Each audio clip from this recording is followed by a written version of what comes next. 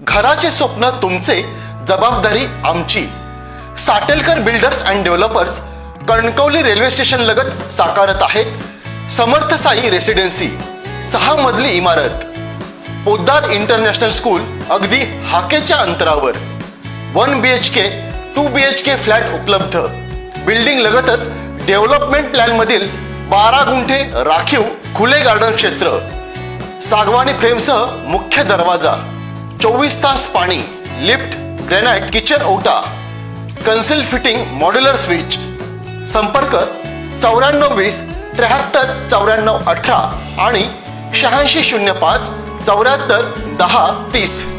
सिंधुदुर्ग जिल्ह्याच्या पर्यटन क्षेत्रामध्ये ऐतिहासिक सुवर्णाक्षराने नोंद करून ठेवण्यासारखा आजचा दिवस आहे, कारण आज भाऊचा धक्का ते विजयदुर्ग बंदरापर्यंत M2M रोरो बोट सेवा पहिल्यांदाच जवळपास 4 दशकानंतर प्रवासी बोट सेवा जी आहे ती सुरू झालेली। आपल्यासोबत आहेत जिल्हाधिकारी तृप्ती धोडमसे मॅडम।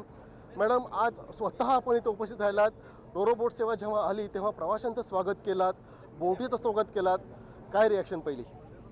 नाही, नक्कीच छान वाटते, आनंद होतोय। जसं आपण उल्लेख केला की पर्यटन जिल्हा आहे आपला आणि इथे येणाऱ्या पर्यटकांसाठी तसेच आपल्याकडे चाकरमानी खूप आहे जे मुंबईवरून येतात जातात, त्यांच्यासाठी एक नवीन दळणवळणाचं वाहतुकीचं साधन आज उपलब्ध झालेलं आहे। बऱ्याच वर्षांची प्रतीक्षा होती आणि लोकांचाही खूप चांगला प्रतिसाद आज आपल्याला मिळालेला आहे। त्यामुळे नक्कीच सिंधुदुर्गच्या पर्यटनासाठी आणि भविष्यातील कोकणाच्या विकासासाठी हे नक्कीच एक नवीन पाऊल ठरेल असं वाटतं। जिल्ह्याच्या इतिहासामध्ये बघितलं आपण तर 4 लाईन हायवे, नॅशनल हायवे आपल्या जिल्ह्यातूनच जातोय, त्याच्यानंतर मग चिपी विमानतळ झालंय आणि तिसरी वाहतूक जी होती जलवाहतूक, लॉजिस्टिक वाहतूक ह्या आधी सुरू व्हायचीच खरं म्हणजे होतच होती, परंतु त्यानंतर आता प्रवासी वाहतूक होणं गरजेचं होती आणि त्याच्या दृष्टीने एक बघितलं तर टुरिझमसाठी खरं म्हणजे हा एक बूस्टर डोस म्हणावा लागेल। त्या अर्थाने काय सांगाल?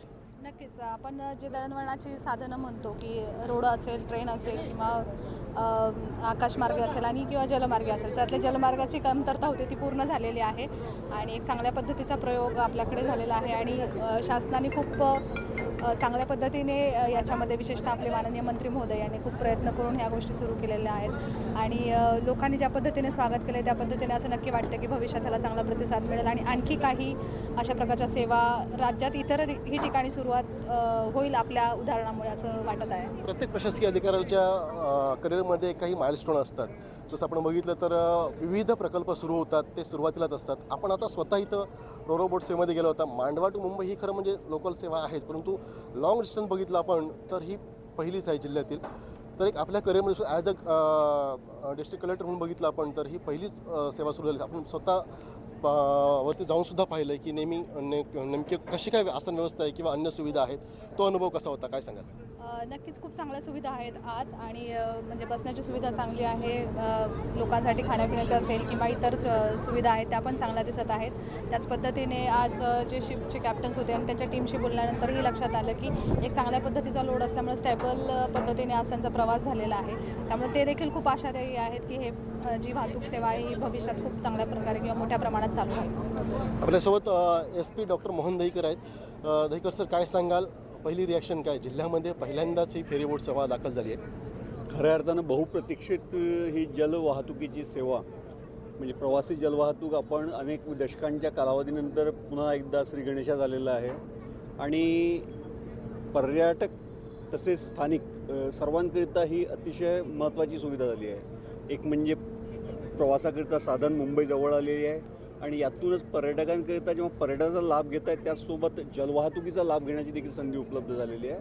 अतिशय आनंदाचा क्षण आहे आणि आपल्याकरिता ही नवीन विकासाची रस्ते ओपन करणारी घटना आहे। तर सिंधुदुर्ग जिल्ह्याच्या विकासाचं एक नवं दालन या M2M फेरी सेवेच्या माध्यमातून सुरू झालेल्या अशा प्रकारची प्रतिक्रिया जी आहे ती जिल्हाधिकारी तृप्ती धोडमिसे असतील म्हणा किंवा SP डॉक्टर मोहन दहीकर यांनी व्यक्त केलेली आहे। कॅमेरामॅन आनंद तांबेसह राजन चव्हाण, आपला सिंधुदुर्ग न्यूज, विजयदुर्ग। ताज्या अपडेट्स आणि ताज्या बातम्यांसाठी आजच सबस्क्राईब करा आपला सिंधुदुर्ग डिजिटल न्यूज चॅनेल।